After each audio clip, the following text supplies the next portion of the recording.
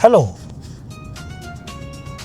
दोस्तों, आज का टॉपिक है क्या आप यूके में 10 ईयर रूट से 5 ईयर रूट पे स्विच कर सकते हैं। इस पर एक भाई का सवाल आया है मेरे पास कि उनकी 2 एक्सटेंशन हो चुकी हैं, तकरीबन 4 साल उनके हो गए हैं यूके में और वो 10 साल के रूट पर हैं, तो क्या वो 5 साल के रूट में स्विच कर सकते हैं? तो answer is yes, of course. आप जब चाहें स्विच कर सकते हैं। उसकी छोटी सी फॉर्मेलिटी है, वो आप पूरी करें और आप स्विच कर लें।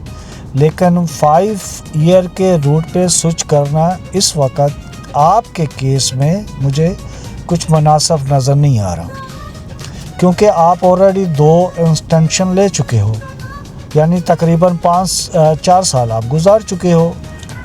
तो अब अगर आप स्विच करते हो तो आपको इसमें कोई फ़ायदा नहीं है। ये डिपेंड करता है केस टू केस पे। हाँ, अगर आपने शुरू में, जैसे कि आपको अभी सिर्फ 5 से 6 महीने हुए थे या 6-7 महीने, साल ही हुआ था, चले आप साल से अंदर अभी आपको हुआ है, तो आप स्विच करना चाह रहे हैं 5 ईयर पे, तो वो आपको बेनिफिट करता था। इस वक्त आप जबकि 4 साल गुजार चुके हैं, इस वक्त आपका स्विच करना मुनासिब नहीं है, बनता नहीं है। तो उसका रीज़न ये है कि इसमें टाइम बहुत मैटर करता है। जब भी आप स्विच करेंगे अगर, तो आपका मीटर रीसेट होगा। आप 5 ईयर के रूट पे जब आएंगे तो आपका मीटर रीसेट होगा, आप फिर 0 पे आ जाएंगे। यानी जिस दिन से आपकी एप्लीकेशन एक्सेप्ट होगी वहाँ से आपका टाइम शुरू होगा।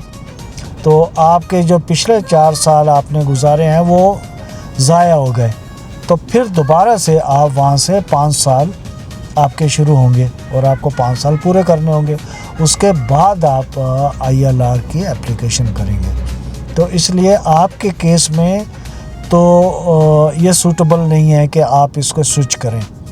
अलबत्ता अगर आप शुरू में चेंज कर लेते तो जब आपको इसका कुछ फ़ायदा हो सकता था। अब आपके लिए इसमें स्विच करना मेरे हिसाब से बेकार है। लिहाजा मेरा आपसे मशवरा ये होगा कि आप अभी अपने 10 ईयर रूट पे ही रहें। आपको इससे कोई फ़ायदा नहीं होगा। 5 साल के रूट में आपका स्विच करना मुनासिब नहीं है।